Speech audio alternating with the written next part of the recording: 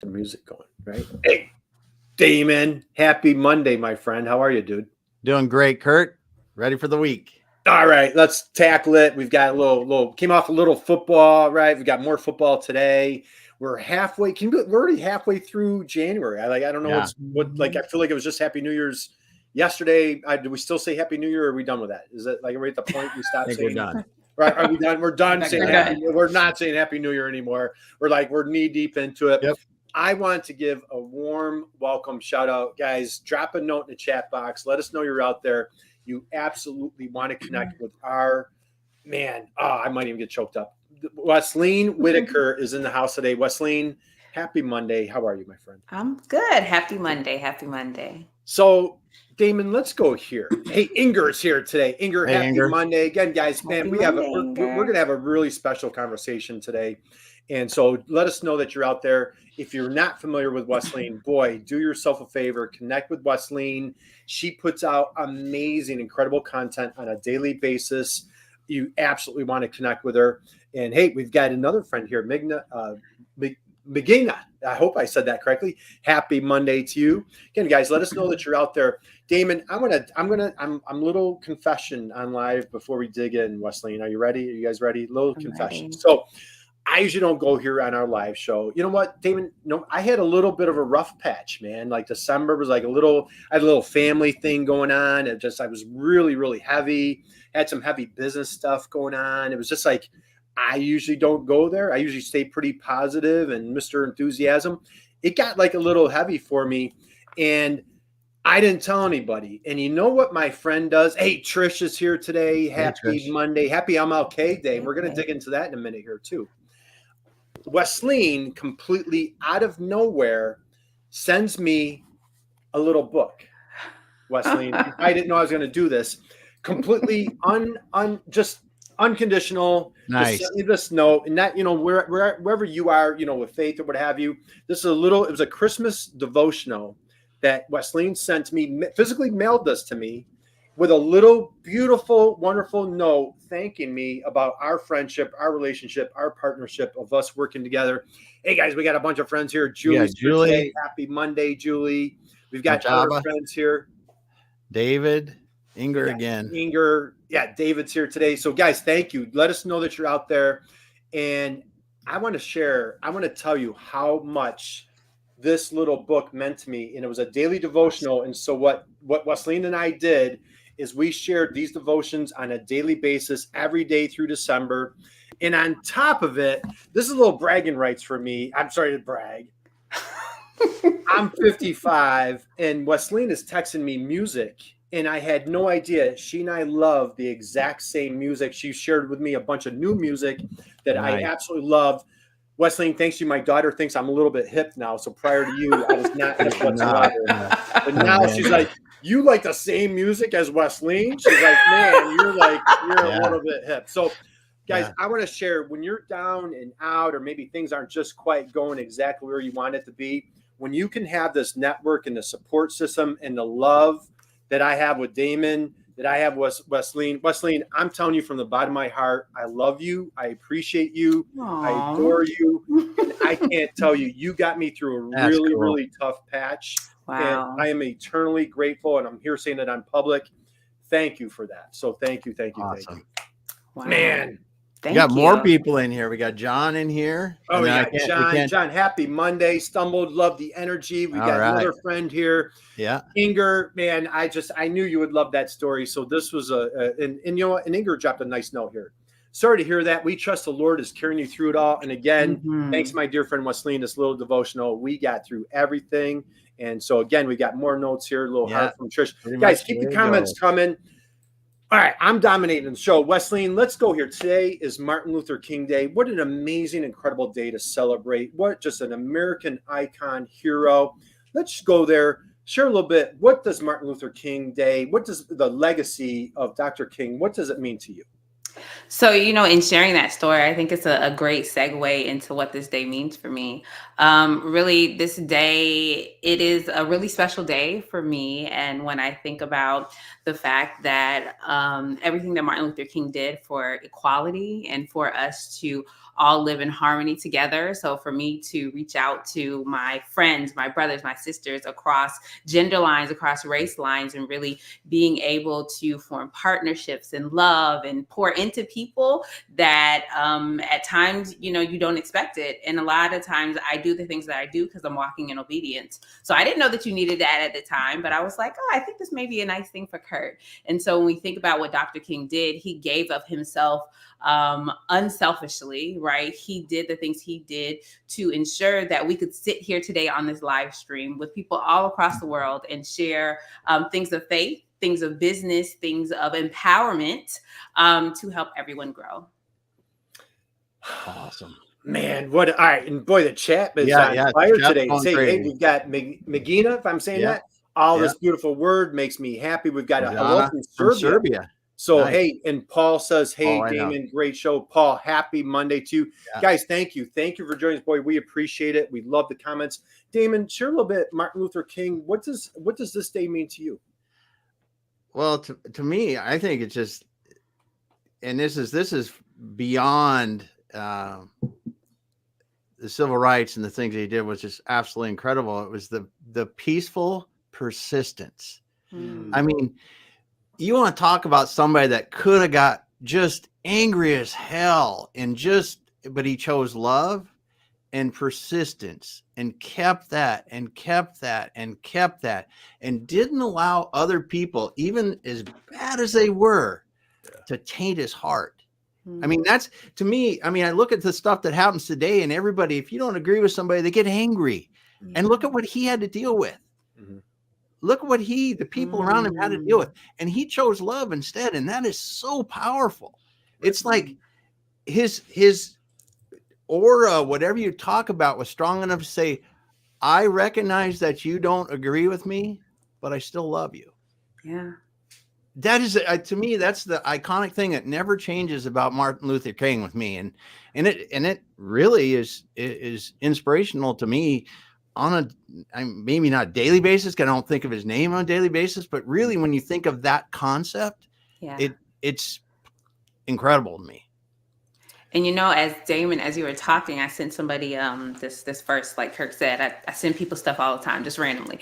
And this morning it was, love is patient and kind, and it's not boastful. And my little commentary is, love is an action word, right? So we show love in our actions. And so what you said is like, he showed his patience, his persistence, his kindness. He wasn't angry or boastful, right? It wasn't about him. It was about the people that he was serving. Yeah.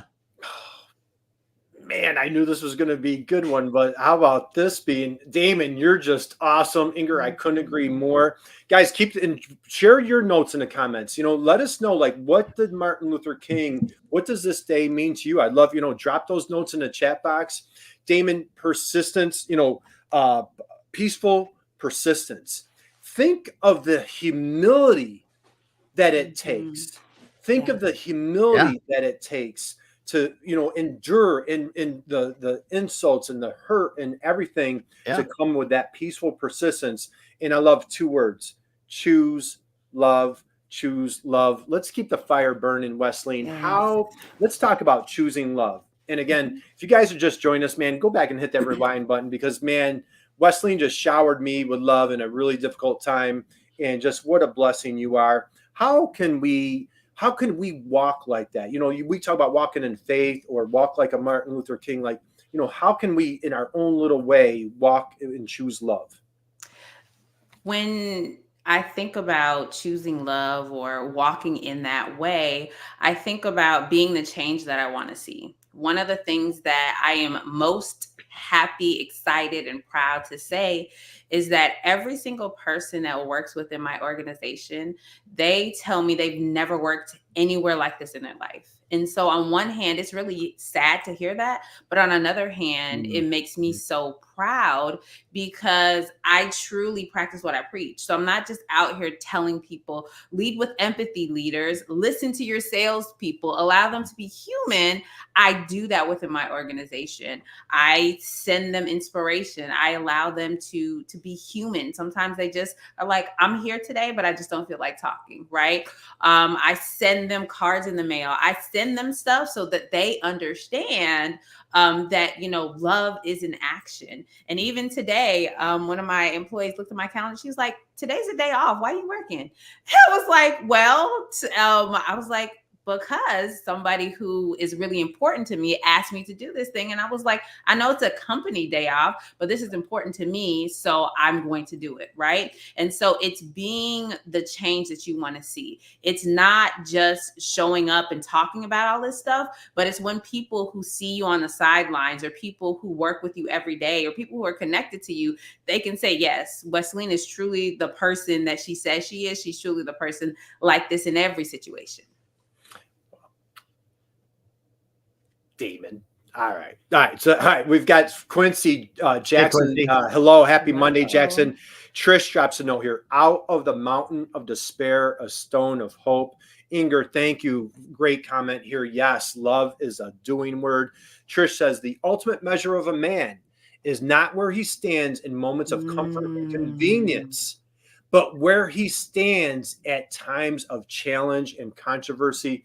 Absolutely love it. Hey, Afia, if I'm saying that correctly, happy Monday to you. And so again, Trish, another great comment. What a great community to gather today. So thank you guys. Again, drop your comments. We're here celebrating Martin Luther King Day. We've got Wesleyne, who's a sales guru. Wesleyne, I'm like the proud uncle. You and I connected a number of years ago. We became fast immediate friends. We have worked together for 3 years now, tons of projects together. I had the proud moment of sitting in the front row in September in Buffalo, New York at the Manufacturing Extension Partnership. That's the MEP Network National Conference. It was the national conference. There were hundreds, I think 500-600 people were estimated at this conference. I sat in the front row, and you, my fine young friend, were standing on stage delivering this wonderful, powerful keynote speech. I just couldn't have been more proud. I literally had tears in my eyes. You've touched a couple things, I feel, as we've been talking here. Share a little bit with the folks that missed this wonderful event. What were some of the things that you talked about at your keynote this year? So I really dipped into understanding what is necessary for you to have a thriving team. We often think about IQ, which is your skill set. It is your ability to do something. Okay, I can cold call, I can close, I can do this. However, taking that a step further is your EQ, which is your emotional quotient, right? So that's your ability to connect with people on a deeper level, stepping into their world, really understanding what their needs are. And this goes for your customers and for your teams, right? We can't just be in a silo and think that our way is always the right way. We have to have the empathy to understand what it's like to be in a different area in the world, in a different aspect.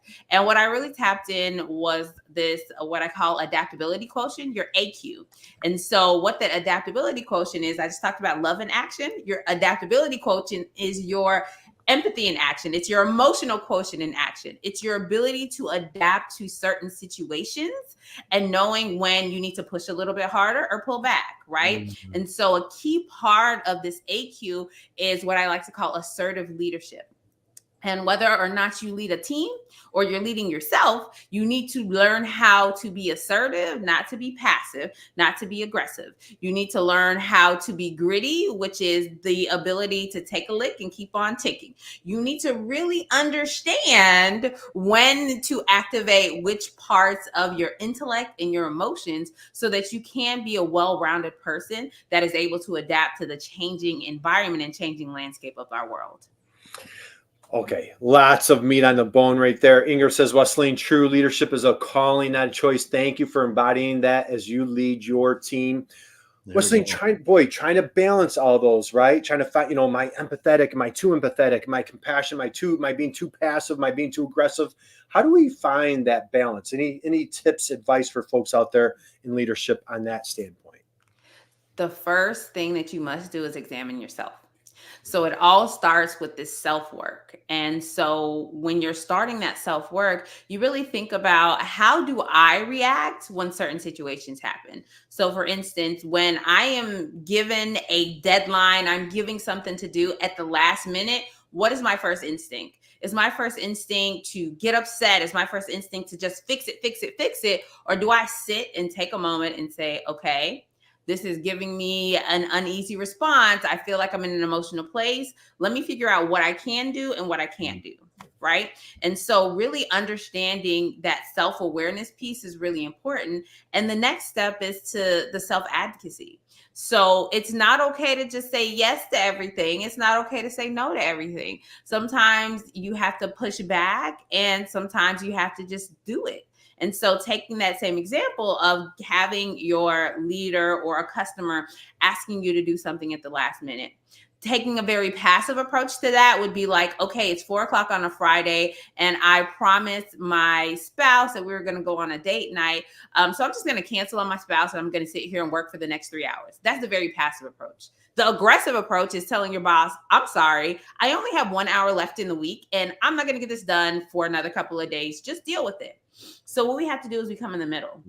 We say, hey, so I have a very special personal event that I have to attend in a couple of hours. So I'll be able to get 50% of this done, but I won't be able to get the other 50% done. I can get that to you next week. Is that okay? What is the most important part of this project? And then on the other side, telling your spouse, hey, we're still going to go on this date night. I know it's important to you. I'm going to be about 30 minutes late. So that allows you to balance your personal and your professional. Like, I'm not all in on one side or all in on the other side, and I'm using my words and speaking up for myself. Okay. Lots of, man. All right. Phenomenal. And I love how you're describing, like, if you're feeling worked up, you're feeling that emotional state, how do you, if you're feeling triggered, typically I'm good at that. Once in a while, like any hockey fans out there, the puck gets through the past the goalie once in a while. When you feel triggered, and say if you're engaged or feel or I'm a little bit emotional, how do you get that self-awareness to kind of like, wait, I need to pull back here? Any tips and advice there? You have to. So what triggers you, right? Yeah. So understanding your triggers, because you have to understand your triggers. I am a morning person. And so as a morning person, that means I do my most intensive. The thing that I don't like to do the most is I do it in the morning. So again, knowing that I'm a morning person, if I have a meeting at 5:00 in the afternoon, I'm going to be irritated because my brain is off. And so I don't have meetings that late in the afternoon that require me to use my brain power. So knowing the things that trigger you, what are those points of things that really get under your skin? And it could be just completely innocent. A person could not realize that by showing you a picture of their cute little puppy, that's going to trigger something in you because your dog just passed away, right? So you don't just bite their head off or cut them off. You say, oh, that's such a nice puppy, but right now I can't talk about that because I'm going through something, right? So be self-aware, know what gets you there. Yeah. And when you hit those trigger points, it's really, as you said earlier, Wesleyne, is understanding how to just pause rather than just go. I mean, because we're programmed to go, right? And to get your mind to go, okay, they just said something that whatever didn't triggered me. Right. It's like, instead of just coming back, it's like, okay, and it's just like, I say count to 10. Count to 10. Yes. Count to 10. And it's not even because you're angry, but it's just because you want to think about something for just a second and go, okay, what is the best way for me to really respond to this rather than react? Right. Yes. And uncovering. So when we're in those situations, and sometimes it's with customers, sometimes it's with our spouses, sometimes with our kids, sometimes with team members, like this is a principle that applies to our life because we're humans and we're full of emotions, right? And so a lot of times when we're angry, we don't realize that we're angry because there's a difference of opinion or there's a difference of thought or that we don't understand the other person. They don't understand us. So instead of blowing back with a very declarative, hard statement, ask a question. So I just want to make sure I understand what you're asking and speak it back to them. And if you're doing this via text message or email, this is the point where you need to pick up the phone and call somebody. Right. Because if you continue going back and forth, text or email, things get lost in translation. And that's just a whole recipe for disaster. And especially if you're like a remote employee and the rest of your team isn't around you and you don't see them often, not understanding where somebody is coming from, you can take something written and take it the wrong way. And then you hold on to that. Yeah. And then when you hold on to that, that's a whole different path that we could talk about. But what happens when you hold on to that pain or that bitterness? What actually happens to you? Okay, lots to uncover right there. So let's keep the party rolling. So guys, we're here with Wesleyne, Transform Sales. Strongly encourage you, invite you, welcome you, implore you, connect with Wesleyne on LinkedIn. Check out her website. She has all sorts of great information. She posts on a daily basis. Wonderful wisdom nuggets and just Wesleyanisms, as we like to call them, hashtag Wesleyanisms, and just all sorts of information. Wesleyne, I have burning minds, burning curiosity. Was it curiosity minds want to know? Curious minds want to know. How's that one? Yeah. I want to go back to your keynote speech. And again, I was there for it. Boy, it was just pure gold. At such a young age to deliver such a speech, and we're here celebrating Martin Luther King Day. And when you think about that, right? It came from a TED Talk, so this is not my original thought. I know this came from a TED Talk, but Martin Luther, he rallied hundreds of thousands of people in 1963, I believe, right? And no social media. Nobody was texting. Nobody was caught. They were like, dude, it was like rotary phones back in mine and Damon's day, right? And so, rallied all those troops. So you think about, going for that cause. Wesleyne, I saw you on stage speaking to tons of people. People were so emotional. I talked to tons of people after. I was watching the crowd. How did that change you on being able to deliver an emotional message and in front of hundreds of people? How did that change you as a person? And what was that experience like for you? For anybody out there who's like, boy, I'd love to give a keynote someday, or I'd like to be on the stage. What did that mean to you as a person? So going back to what we were talking about before, when I prepare for a speech, and even right up until I get on the stage, I stop, I pray, I say, God, allow me to touch the people that need to be touched. I want these words to be your words. I want to be your vessel. So for me, when I get on the stage, I know that there are people who are going to be impacted by the words that I say. And there are going to be people that are hearing the message that I need to deliver at the right time. And so when I get the feedback from people, I think probably an hour or two later, I was sitting in a session and somebody literally said, he said, this morning, as I was getting ready to come to the session, I said, God, I feel like I'm in this place of, I don't know what's next and I don't know how to move. So please allow something that I hear today to move me, to speak to me. And so he said, you were the answer to my prayer. How big is that for somebody to say you were the answer to my prayer, right? And so when I do what I do it because I know that the way that I deliver messages, the way that I show up with empathy and authenticity and vulnerability, it helps people. It helps people who haven't been able to open up before. It helps people who are struggling with something know that it's okay to ask for help. It's okay to not be a one-person army. Yeah. And you were very vulnerable on stage, and you shared a whole, lot of things about your personal life, your journey, your sales journey. And hey, we've got a couple more comments here, Damon. We got Muhammad drop by. Hey, everyone, this is amazing. Happy Monday to you, Muhammad. Hey, Muhammad. A friend of ours here says, nice. And Inger, this is my fervent prayer every day, Wesleyne. Again, I absolutely love Inger, thank you for your comments. Guys, keep the comments coming. We're here celebrating a wonderful day, and we're chatting with Wesleyne Greer. Wesleyne Whitaker. Wesleyne, you are a sales guru. Now, I always go here. And so for folks that are new to you, you were this thing called a recovering chemist. I don't know how many people can claim themselves as a recovering chemist. Can you please describe what is a recovering chemist, and how did you become such a sales guru, leadership rock star? How did this happen? So a recovering chemist is a person that used to spend their time with plastics, with chemicals, with everything but humans. And that is how I spent about 5 years of my career. I actually started my career working in a lab, working with what I call failure analysis. So understanding why plastic parts that we were making, why they were failing in the field.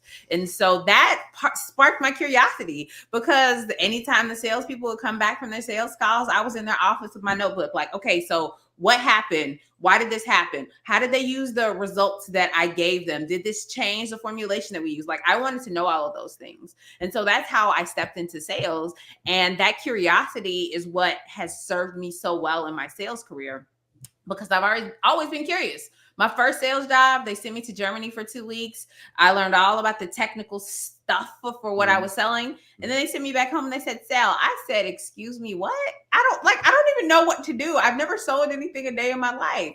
And so the curiosity I had, the same way I used to sit down with the salespeople when they came back from the field, that's literally what I did with the existing customers in my territory. I went to them and I said, okay, so tell me how you're using. I sold capital equipment, so instruments that were used in the lab to understand properties. And so I went to them. I'm like, oh, so how are you using this instrument? So tell me about your research. Tell me what else you tried. And so they taught me. Like, I learned from my customers. And that is actually one of the very first things I tell companies they need to do with their new sales employees. Make them talk to the existing customers in their territory. Have them teach them how they're using your products, your services, and that's going to help them become better salespeople. So really, that's kind of how I started my career in sales. Well, absolutely love it. Hey, we've got Kirsten here today. Kirsten, happy Monday. Yeah, I always love listening to Wesleyne Whitaker. She's truly an inspiration. #Woo. And we've got #Wesleyneisms. So Wesleyne, let's go there. So you branched off on your own, took that entrepreneurial leap. I'd love for folks to hear, how do you make the world a better place today? When folks reach out to you, engage with you, how are you helping them hit their goals? Talk about your expertise and how you help your clients. What so many people do in the world of sales is they tell people what? Go cold call, go hit your numbers, go network, but they don't teach them the how. So my secret sauce, if you will, or my differentiator is I really teach people the how to do stuff. And one of my greatest inspirations for teaching the way that I teach is really my kids. So my oldest son, he is identified gifted and talented, and my youngest son is identified dyslexic. So they learn two completely different ways. My older son, as he's now starting to take some advanced placement classes, I'm really focused on how he learns. He learns, he can sit in class, hear the teacher, take his test. That's studying for him. And I'm like, at some point, that's never going to, you need more. So what I'm making him do is I'm like, so I need you to watch one additional video a day of somebody who's different than your teacher. And I want you to just take a couple of notes. Whereas my younger son, he'll learn by hearing, and he's going to ask you 5 or 10 questions just in a short time span, because he needs to understand the origin. He's like, well, mommy, why does this happen? Well, mommy, why does this do this? Why does this happen? And then in 20 minutes, he'll use something that you've taught him in his own application. So when I teach, I want to meet the person like my older son who can hear it and get it, and the person who's like my younger son who needs to understand the origin. So that's why in the training that I offer, I give a lot of backstory. I say the same thing and I package it up in different ways, because I want to make sure that a person who can just read a document or a person who can listen to a 20-minute video, they're both getting the sales skills that they need. Okay. So good. All right. Yeah. So Wesleyne is with Transform Sales. What was it like? So you had a big corporate career, you're traveling all over the world. What was that entrepreneurial leap like? So for anybody out there, it's like, man, I'm working corporate. I wouldn't mind taking that leap, but it's a little scary. I don't know if I have the courage. Can you just walk through, folks, like what was going through your mind? Excitement, scared, fear? What was going through Wesleyne's mind at that time? It was all of the above. It was the, can I do it? This is scary. This is hard. But my chemist brain makes me very process oriented. So I gave myself milestones and I was like, okay, in 6 months, if I'm able to replace the income from my corporate job with my business, then I'll go out full time. And I was able to do that in 4 months. And then another thing that I like to tell people, when you set yourself goals, if you're starting a business before you're completely taking the leap, don't touch the money your business is making. That is your cushion. Literally, that cushion money, 5-6 years into the business, it's still there because I never had to touch it. So it's a mindset thing. And a lot of things that we do as business owners, it's mindset. Same thing with sales. It's a mindset thing. We have to wrap our mind around what we want to do and how we want to do it. And then we execute. Yep. That's so good. All right. So good. It's all about knowing your audience. So you hit on something that I want to dig in. I've had the honor and privilege. You and I have done, I don't know how many webinars, workshops, and guys, and as you can tell, when you do a webinar with Wesleyne, the chat box is just on fire. So again, keep the comments, keep the questions coming. If you have any questions regarding leadership, sales, this is the place to ask. Ask Wesleyne. Connect with Wesleyne on LinkedIn. Boy, she puts out daily posts that are just phenomenal. Great tips. And Wesleyne, I've learned a ton from you about that sales process. I'm going to go into goals. You really hit home on like how important it is. I know it sounds kind of broad or maybe kind of vague. Well, of course we need to have goals, but you really take it to the next level. Can you just talk to folks about whether it's their business, personal, how important it is for that goal setting? And, you know, we still are new in the year. Great time to be thinking about that. Take us there, would you please?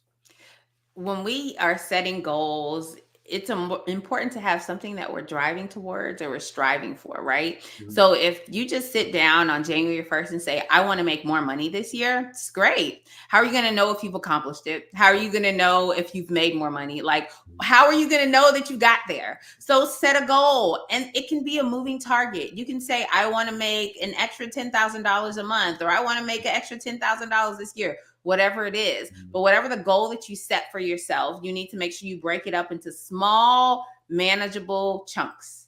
And when I set goals and when I do goal setting, I'm actually having a webinar in 2 weeks and I'm going to talk all about this. So I hope everybody attends.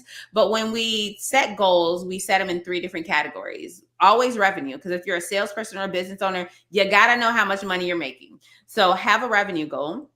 Have a goal, and I call it a professional development goal. How am I going to get better as a salesperson, a business owner, a leader, whatever that is?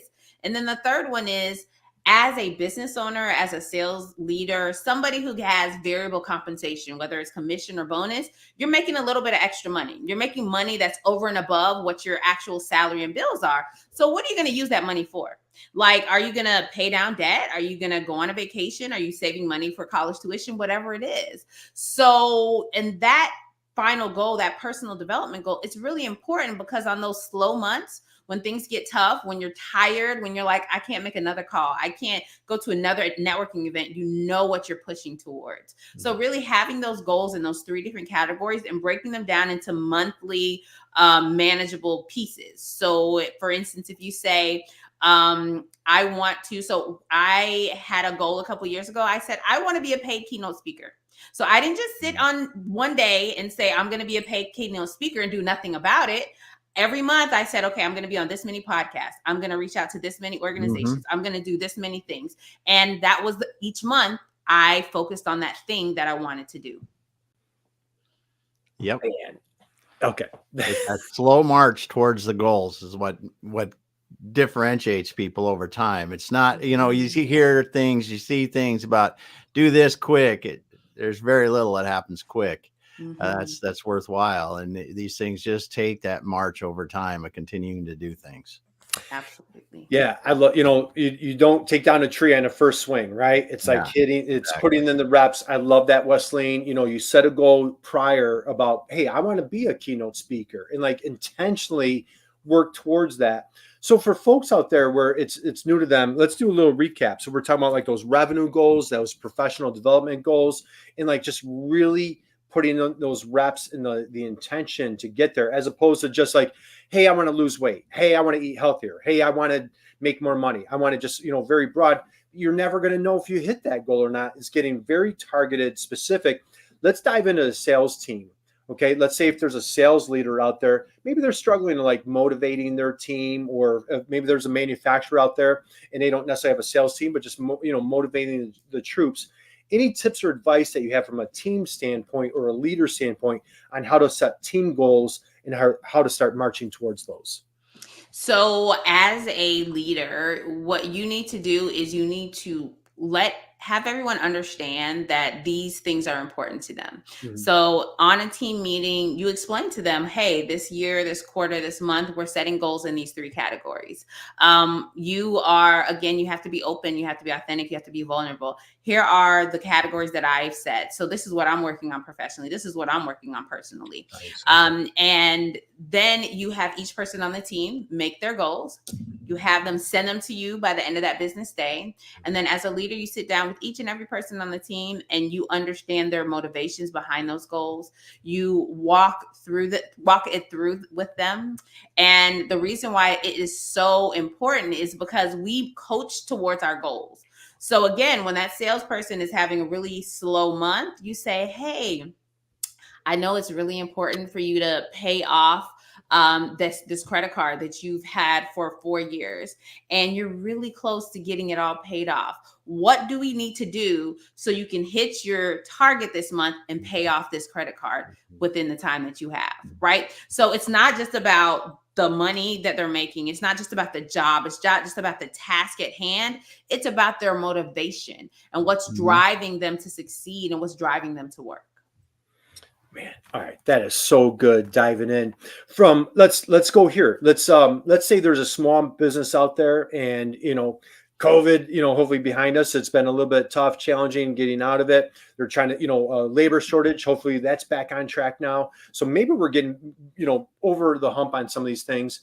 How about for that manufacturer where like maybe they're going to take on a new line, or they're taking a new leap of faith, something exciting, something adventurous? How do we set some new goals, whether it's like a new customer, new product line? Any advice, any suggestions there? So think about the big audacious thing you want to do at the end. By the end of 2024, we need to be generating $500,000 in revenue for this new line that we've invested in. Right. And then we back calculate. Okay. So if we need to generate $500,000, then how many new customers is that? Okay. That's 10 customers at $50,000 a piece. Okay. So now we know we need 10 new customers over the next 12 months. How many proposals do we have to send out to get one customer? Oh, every 5 proposals, we get one person signing. Again, we're back calculating again. To get those 5 proposal meetings, how many people do we need to be talking to say, yes, I'm willing to hear your proposal? Oh, okay, about 20 people. So what does that tell me? That tells me each and every month I have to identify 20 qualified leads in hopes of getting one customer to sign for $50,000 each month. And that's how you take a big, hairy, audacious thing and you go all the way back. So make sure that you are putting things into manageable chunks. And so if you give your sales team, we need 20 qualified people each and every month, then for one salesperson, that may mean that they have to prospect 100 people. For another person, that may mean they only need to prospect 40, right? They need to know what their shots at goal are. So that's how we get it back to that personalized level. Yeah, absolutely love that. Shots on goal, reverse engineering it, Damon. That's we've talked about that with all the time. I'm doing it now with a company now. We're going through the same thing. It's like, okay, how many times do you sell to a customer? Out of what's your success rate out of customer? What's the average sale to the customer? So then we're backing our way into, if you want to be at X, this is what you've got to drive in the door. And it's great stuff. All right, I'm going to start winding down. I know everybody's here super busy on this wonderful day. Wesleyne, you are an incredibly busy person, saving all sorts of companies. Yes. Again, guys, connect with Wesleyne on LinkedIn. Check out Transform Sales. She does an amazing, incredible job out there. If you're an MEP out there, boy, you definitely want to connect with Wesleyne. You would recognize her from the keynote speech that she gave at the MEP conference. If you are a small company, manufacturer, you have a team of sales folks, you definitely want to connect with Wesleyne, as you can tell, setting up those leadership goals, setting up sales goals. Wesleyne, I'm going to go here. You love talking about making new behaviors matter, right? Definition of insanity, doing the same thing over and over again. Could you take us there? Can you talk a little bit about what are some new behaviors? Like what's the book? What got you here won't get you there. All right. Am I saying that correctly? What are some new behaviors that you love to suggest, coach, institute for leaders in this world? So I'll go with what most of us know about building habits, right? They say it takes 21 days to make an action that you're doing a habit. So one of the first thing is don't give up easily. Mm-hmm. Give it at least 3 business weeks. If you're trying something new, give it at least 3 weeks to ensure that it's working. And what I like to say, I like to drive behaviors that drives change. So if somebody has, so let's go back to the example that we just used. So we know that we need 20 qualified customers, 20 qualified prospects each and every month. And you realize that your team is struggling with that. They're only getting 5 or 10, or it's like they're just not doing what we need them to do. Mm-hmm. We don't beat them over the head and say, call more people, get more people doing this, do this, do this, do this. What we truly need to do, excuse me, is we need to understand why. Why are they not achieving this target, this goal that we set for them? Is it that they really just don't know what to say? Like they don't understand how to actually make a call. They have anxiety about writing an email, maybe because English isn't their first language. They are scared of using LinkedIn because they don't want to get rejected. So understanding the reason why somebody isn't doing something, you coach to the underlying reason why. You coach to the thing that is holding them back. You don't coach to the tactical thing, to the tactical action. So if I understand that, you're scared of LinkedIn because you're worried if I post, nobody's going to respond. If I send somebody a connection message, they won't do it. I equip you with the confidence you need by providing you the knowledge and the skill set for that thing. You don't feel comfortable writing emails? Let me sit down. Let's have a session. Let me show you how do you compose an effective email. I'll show it to you. You write it. I'll give you some feedback. And then I'm like, okay, now you go try. So really getting granular and focusing on a thing at a time. If you try to make somebody master LinkedIn, master cold calling, master emailing all at one time, they're going to fail. It's too much stuff. Yeah, too much. Right. I love that. All right. A few comments here. David says, hey, I love the soccer analogy, shots on goal. We're saying that for our soccer friends, could have been our hockey friends as well. Yeah. Diane Byer, happy Monday to you, my friend. Monday, Diane. Go Eagles. Hey, Trish, my dear friend Trish is asking the seminar webinar that you've mentioned is where can folks find that, Wesleyne? I will drop that in. I think I can drop it in after the live and I'll make sure I send it directly to you, Trish. Perfect. Okay, awesome. And hey, and breaking my goals down in the 3-week sessions and understand the why. I play soccer. I love scoring. Well, David, we absolutely love you scoring as well. We want you scoring all sorts of goals this year, whether it's personally, professionally, on the sports field, wherever you're at. Wesleyne, let's start taking it home. We open up with Martin Luther King, talking about that. I shared my deep admiration, my love for you, my respect and gratitude for everything that you've done for me. As you're kind of like looking out over 2024, who and what is inspiring you to hit your goals for this year? Let's see. Who is inspiring me? When I think about my inspiration this year, I would say my boys are probably my inspiration. So for them to see their mom showing up and loving what she does every single day and helping people and really allowing people to step into this place where they feel empowered, they feel hopeful, they have a path to hit the revenue targets, they have a path to really improve their sales skills. I would say they are my greatest inspiration. I did this strategic planning session with my best friend, who's like my business partner. And we always do a look back to look forward. And so she said, okay, so tell me about last year. What were the kind of clients or projects that you did that you don't want to do any more of this year? And I was like, I don't have any. I enjoyed every single person that I worked with. I don't have a kind of client or business or anything that I didn't enjoy because I finally learned how to say no. I finally learned how to recognize the red flags and say, this isn't a good fit for us. I'm sorry. And like literally, I don't chase money anymore. I don't chase it because I know that the right clients will come to me, and I do so much better when I'm working with the right fit than when I'm forcing myself into a hole that doesn't work. And so even understanding that, I know that I'm going into this year equipped with knowing who my ideal clients are, how we best serve them, how I can give them great successes. And so, yeah, those are my inspirations. Wow, I That's love that. awesome. And if I'm not mistaken, it might have been a year ago, maybe I'm losing track of time, but I remember you and I got on a call, and you had a significant revenue client that had come to you, a potential client, and you knew right off the bat that it was not a good fit. And again, my respect for you to politely pass on that opportunity, because by saying yes to that client, it would have denied you all these other wonderful opportunities. And I can tell you guys firsthand, I have the honor and privilege of working with Wesleyne at numerous MEPs. You've been on site. You spoke at keynote speech at the MEP conference. You were in Alaska doing a wonderful workshop on site in Alaska. They brought you up there. You and I see firsthand what you do at the Illinois MEP. You're rated as one of the highest, if not the highest, third-party provider at Illinois. So you just consistently show up. You are a huge inspiration to Damon and myself, our entire crowd here. I love Inger says this. Thanks for the great conversation. Wishing and you and everyone tuned in a blessed rest of your week.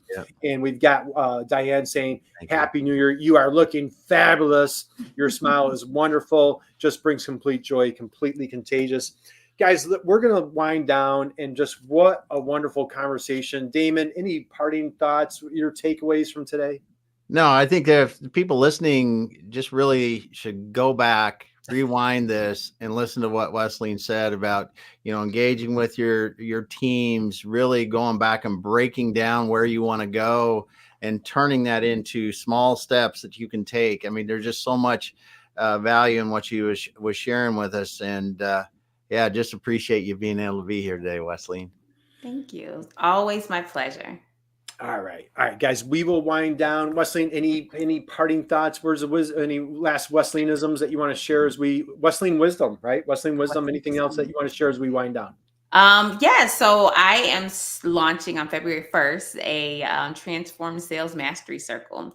And what it is a program and a place where all the years and years and years of knowledge and nuggets and wisdom are going to be compiled in one spot. And there's a component of live coaching that people can drop into.